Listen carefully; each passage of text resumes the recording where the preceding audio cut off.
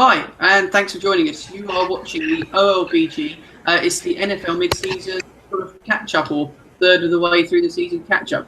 You may have caught a glimpse of him. I'm joined this evening by our resident NFL expert. Good evening, Jim. Good evening, Sam. How are you? Yeah, I'm really well. It's great to have you on board. We've got a lot to go through. You guys, if you haven't seen it before, we did a pre-season video, Jim and myself, and we highlighted some of the OLBG members' picks and a couple of teams to keep an eye on. I must say, the 8 teams we picked out, some are doing pretty well and some are not. But we'll come to those a little bit later on. We're also going to look at the contenders and basically try and see who we think is best equipped at this stage to be heading towards the Super Bowl and possibly winning the Super Bowl. We've got lots of chat ahead, loads of places to start. So the first thing I'll do is just bring up some of the teams that have possibly been doing better than some of the other teams that we mentioned at the start of our video. So, Jim, we've got the Patriots at the moment, 4-0, 72 to win the Super Bowl. They're flying pretty high. What's your view? Well, it's not changed from the first time we spoke about it. I was quite keen on the Patriots' chances. I'm still keen on the Patriots' chances. They don't have top figures in offense and defense, but what they have is a lot of teamwork. And, I mean, you take Brady, for example, he's got Gronkowski, he's got Dion Lewis, surprisingly good running back. He's got Garrett Blount back as a running back, and he's got Edelman as a wide receiver. And that's a lot of players for teams to try and stop. Do you think they're a bit soft defensively, or do you think that's just not, or is it a case they haven't been tested yet defensively?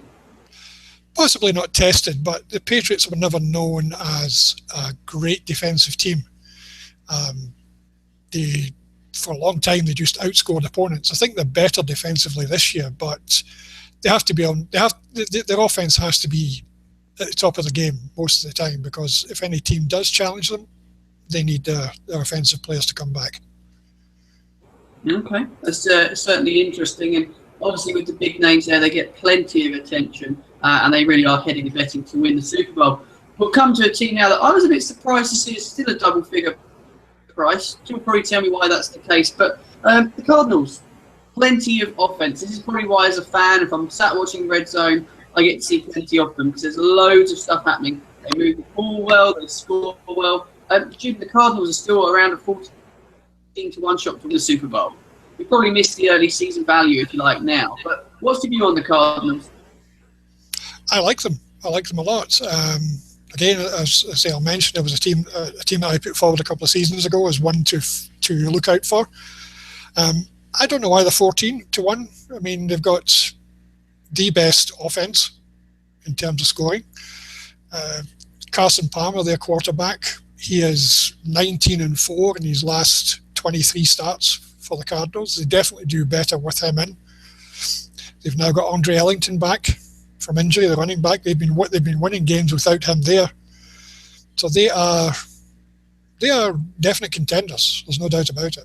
I'm just shocked. As a casual NFL fan, I don't tend to have too many bets on things long term. I tend to probably play a few accumulators every week. I couldn't believe the price considering how effective they've looked Exactly. in the NFL. Exactly. When you compare their price of 14-1 with the Seahawks, who are currently 2-3, they're 10-1, and the Seahawks have a harder schedule ahead. Yeah, it's a decent price. So one for our viewers to keep an eye on. We'll move on then, Jim. The Jets, 50-1. Probably a little bit ambitious to expect them to win a Super Bowl, but progression this season could see them grow into a nearly team for next year. Maybe, is that fair? Oh, absolutely. I think they'll be in the playoffs. They're an exciting team. They're great to watch. If you watch them, they blitz almost all the time, and they do it quite effectively. Hence the record of 3-1 at the moment. And they've got some surprisingly decent players. Chris Ivory, running back, Eric Decker. Both have had some injury, but they're back again after the bye week. So yeah, I think they'll be in the playoffs. So I suppose if we're thinking about a price to possibly get a trade out on, if you like to bet on the exchanges, 50-1 offers, it could offer a little bit of value if they can get towards for the playoffs and a little bit further down the line. We're not saying they're going to go and win a Super Bowl, but they're certainly a team that are capable of putting a run together postseason. That's possible, because I can see them going 4-1 this week. And then suddenly momentum's there, and we're a third of the way through the season, and they're going to be pulling up trees, if you like. And there's plenty of teams we'll come on to a little bit later, other contenders outside our originals. We must talk about one of the ones that I had a lot of confidence for. We didn't know which category to put them in, the good or the bad, the Vikings. Now, I've had a look at their schedule, and I've got some hope for the Vikings, because I think up to around Thanksgiving, the next few games you could perceive as easy. There's no such thing as an easy game in the NFL. We know that. We see shocked every week. But what's your view on the Vikings, and can they start picking up points on the road? Because they just seem to be terrible travellers. When they played that first game against the 49ers, I was shocked, because that was obviously after we had done the first video. And I was kind of shocked, and I thought to myself, had I read it wrong completely? But they picked up again, and in the other game they lost against Denver, they had chances to win that. They took it close, but I like the Vikings. They rely a lot on Adrian Peterson. He's already, at the moment, he's through 372 yards and 3 touchdowns already. That's almost through the first 4 games. That's Adrian Peterson form. He's on track for his 1,000-yard rushing, 10 touchdown season. The quarterback. Is that not a weakness in some respects? Because do you not think if he's injured or he goes out of form, that's it? Are they a bit one-dimensional? Sort of. The quarterback, Teddy Bridgewater, he's not your sort of fashionable passing quarterback these days. He's more like the old style. He still targets. He still targets wide receivers. Mike Wallace has 20 receptions for about 230 yards. That suggests short passes, getting the ball out quickly under the defense, not challenging the secondary, so he doesn't go downfield a lot. But he is passing the ball, and he's using Peterson. So, it's going to be interesting. I've got a sneaky feeling. I'm not going to write them off yet. If they can go and put a bit of a run together, some consecutive games, I appreciate their list is going to get harder of the teams they'll face after Thanksgiving. But if they can pick up the easy points and build momentum, they could have a postseason to do something with, surely. They could. And what's in their favour is the fact that the Bears and the Lions are pretty poor teams below them in the division. Yeah. And in the season they play those 2 teams twice. But the Packers, they've already got the 5-0 start. It's going to be tough to see the Vikings top in the division. I don't think it's going to happen, but they could get to 9-7 and they could make the playoffs.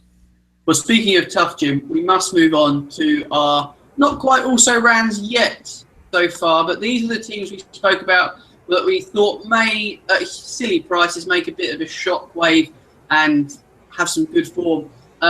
So far, it's not going to plan. Let's start. We'll go in list order. It makes sense because the Colts are still within a good. Well, if you believe the bookmakers, they're still within a range of going on to win the Super Bowl. Arguably one of the more disappointing teams this season, though, Jim. It is very disappointing. They just don't seem to be playing like a team unit. It's interesting. They lost Ahmed Bradshaw, running back, to injury last season, and let him go.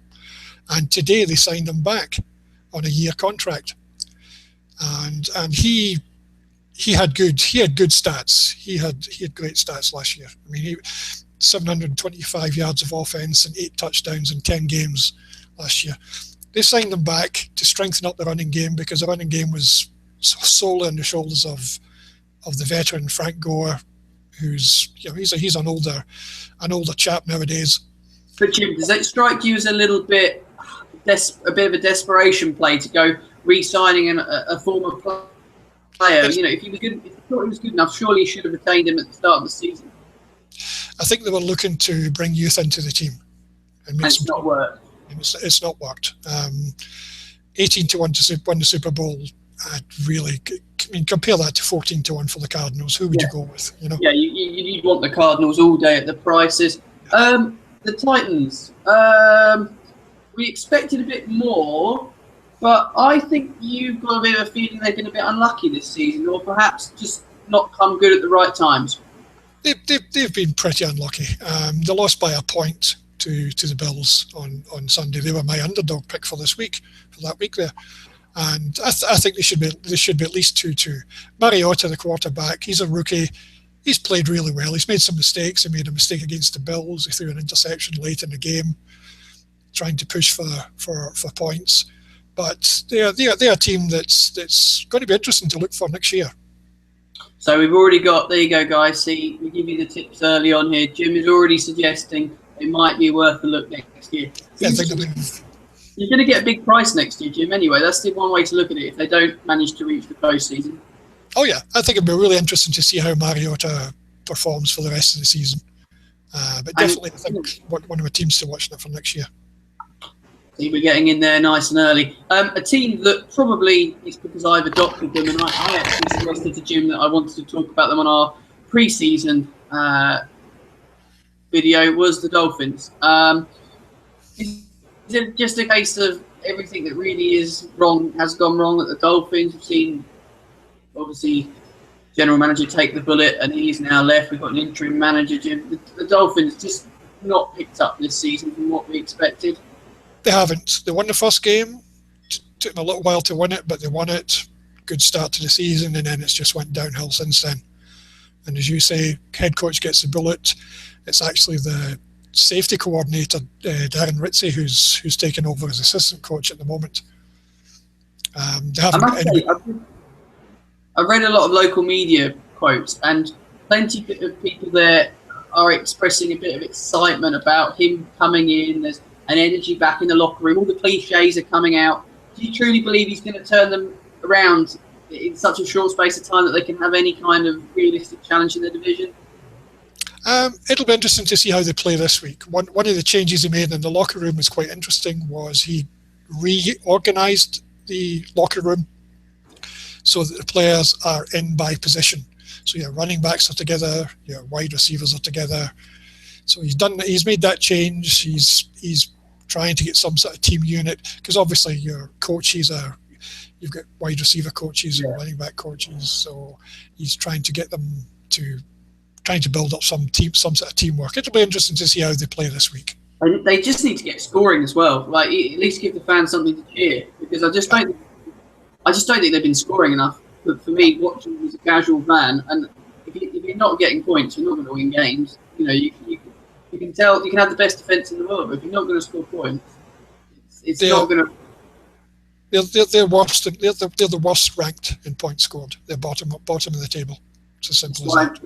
That's why I'm not seeing them on Red Zone very much, Jim, isn't it? I suppose. Exactly.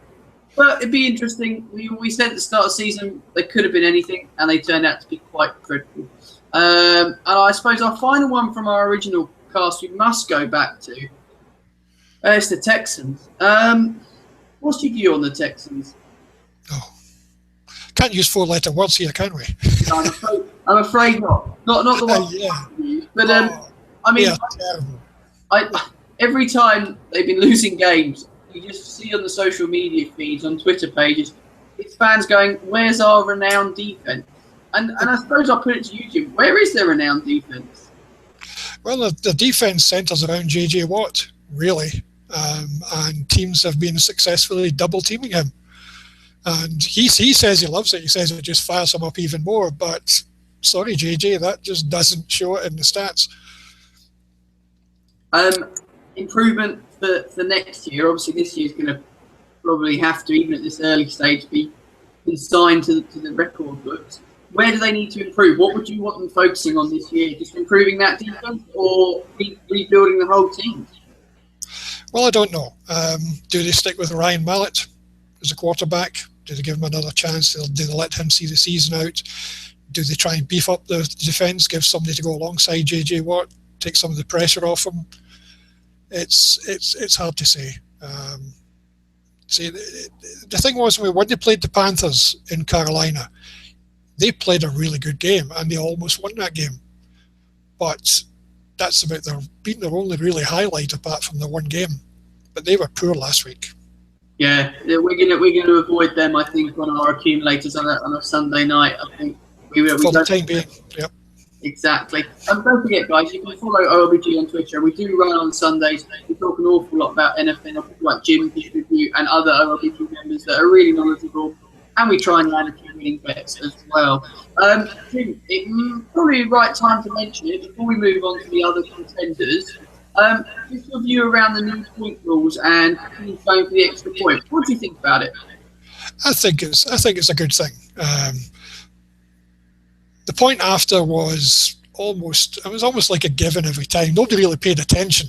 The crowd was still cheering because of the touchdown. You could hear the crowd just being somewhere else while the kick was getting taken. It was as if the kick was a given. There were only 4 point after touchdowns missed last season.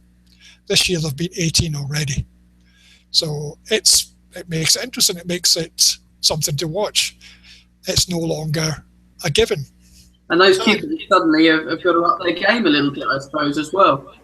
Well, the other part of the rule change is the point after was just a kick. If it was missed or blocked, it was just blocked. But now teams can run back a blocked point after attempt, and they can score 2 points themselves if they get it over the end zone. You're enjoying it? I think it's good, yeah. I think it's good. It makes you watch, just in case. See, that's exactly what the sport needed. I think possibly, like you say, people were too busy thinking about getting the next beer in or the next hot dog while the point was being taken. Exactly. It's a great move. Well, now we're going to look at the other contenders that maybe we didn't mention at the start of the season, so you can't cover all of them from a betting perspective. Jim, I've got a list of around 5 that we're going to run through briefly. Looking through my list now, I suppose we'll start with the Broncos. 12-1 at the moment to turn what's been a good start to the season into an even better one towards the Super Bowl. I would argue they're defending like Super Bowl winners. Do you agree that they've got what it takes, or are they being flattered? It's fascinating for the Broncos. I've tried to take them on a couple of times this season already. Almost got there, but the defense always seems to pull something out the bag. So they're the number 1 defense ranked overall, but they're the third worst offense, and that's a big gulf. And all it takes is a team to find out how to get past the defense, and Denver are going to be in trouble. I think it's going to be fascinating when Denver come up against a team that throw everything at them. And I know you always blog every week looking to try and get an underdog to win, mainly from the fact that it's a value perspective. And yes.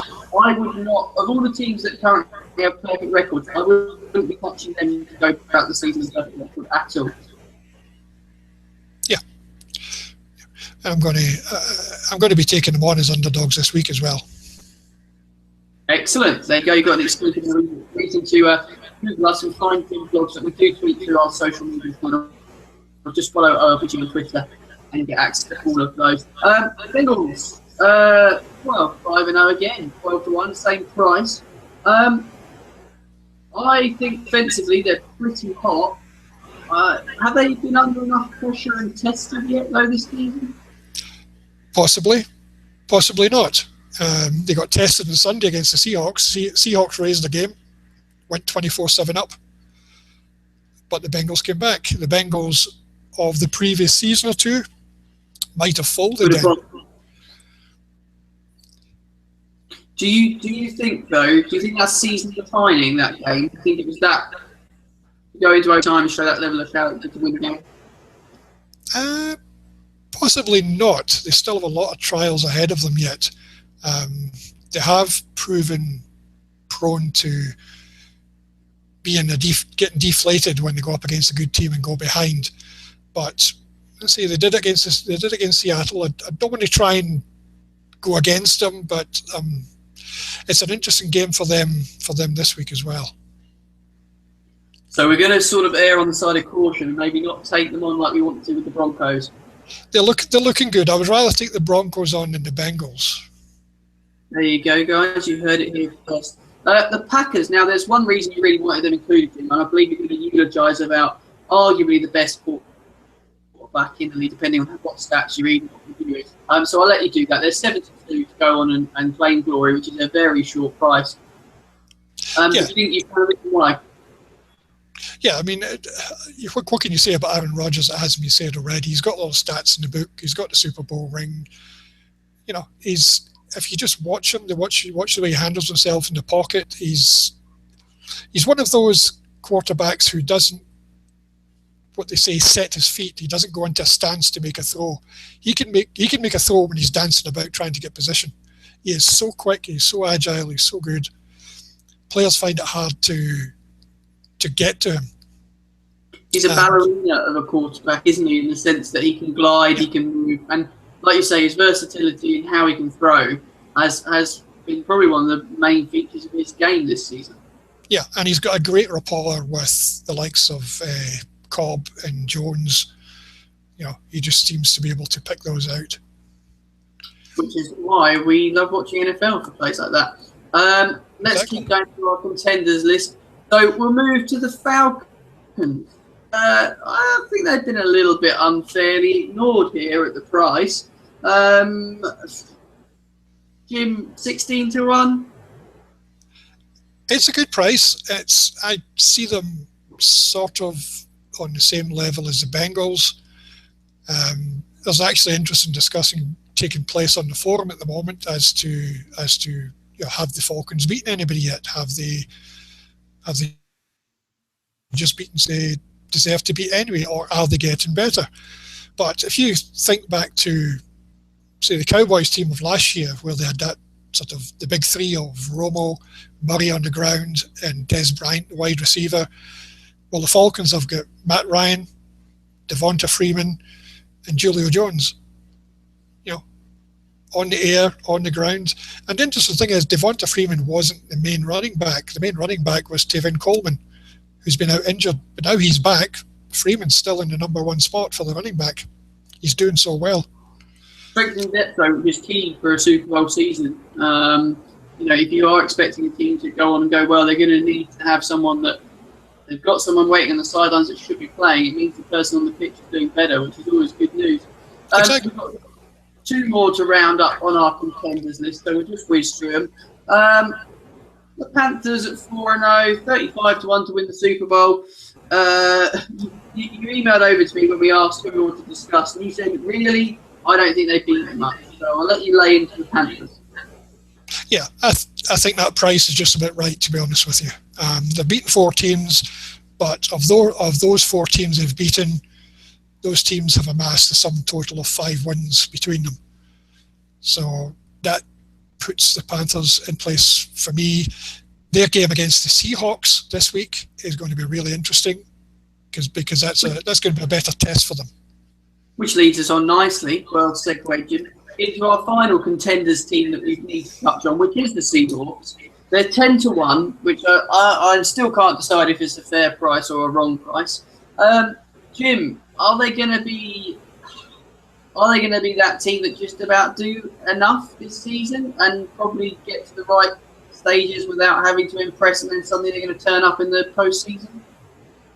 I think there's been two goals for the Seahawks, and one is to get the new players in the team to gel as a team, to come together, and to get through what is a tough schedule and just get to the playoffs. They're short at 10-1. I mean, how can it be 10-1 when you've got the Falcons at 16-1? You know, the Cardinals at 14-1. I think it's short. I think the bookies are just erring on the side of caution because of how well they've done in recent seasons. But they're definitely a team to watch. They showed against the Bengals last week that they still have what it takes. They were a bit unlucky to lose it. Fair play to the Bengals for coming back, but I think that's possibly a sign that the Seattle are starting to get things together. But they do have a tough schedule, a really tough schedule. Which is never easy, especially when you try and build momentum. Jim, I've got one question. I'm going to ask the guys at home as well. You guys can do it by adding your comments to the video. I just want to know, at this stage of the season, as we sit around game week 6, Jim, who do you think at the moment still looks like value to go on and play in the Super Bowl? I'll stick with the Patriots. That was my choice last time. I haven't seen anything at all to sway me. Of the ones that have played better than they might have been expected, I do like the Falcons. It's the wrong answer. You meant to say the Cardinals, Jim. I've had to switch from Miami now. I can't handle the drama at Miami. Well, you can take the Cardinals. There you go. Yeah. You guys at home, subscribe to the videos because Jim and I and a few others are going to be doing a few more of them in the future. We love to hear your views on NFL. It's a huge growing sport. And Jim, really quickly, we had a tweet in. I just want to ask a question from Bakes Mike. He said, obviously, you're based in America, despite the accent. I'm based in the UK. Now, obviously, we had one of the games recently at Wembley. Is the concept well received? Because we compare it to Premier League football in this country, and no one would want games played abroad. What's your view on the NFL going abroad, and how well received is it that your team disappears off 5,000 miles away? Well, again, it's an interesting thing. It's not really touched upon very much before the games actually start, except for the time the game starts. If you're on the West Coast, for example, you're having to watch the game early in the morning. I mean, I'm in Central Time in the USA, and it was a 9:30 kickoff for me in the morning. On the West Coast, it'd be a 7:30 kickoff. So from that point of view, the fans don't like it. Not that. I think it's better received in the UK than it is over here. I don't think fans like the team going abroad. No, and that's understandable, which is why Bakes Mike says, what about a franchise in the UK? Could that ever be foreseeable? That was touched upon in one of the NFL programs over here, and they asked the pundits in the studio, can you see a London franchise coming up? Most of them said no. It goes against the spirit of American football. Plus, I know teams move around in the States, but it'd be breaking new ground to move them out of the country altogether to a new home in the UK. Jim, I want to say thank you so much for your time today. We have NFL videos that you guys can click and watch. Jim and I will be doing a few more throughout the season. Definitely get towards the business end, and when the snow's falling and the football gets serious, Jim, that's when we'll be back, won't we? Yep, absolutely. Lovely. Thank you for your time. Thank you for watching, guys. Don't forget, subscribe and like the videos, and add your comments. Come on, get in there now. You can claim your team. Who is going to the Super Bowl? Who have we missed out that you need to mention? Who have we dismissed that you need to mention? Guys, thanks for watching. Jim, thank you for your time, and we'll see you all soon.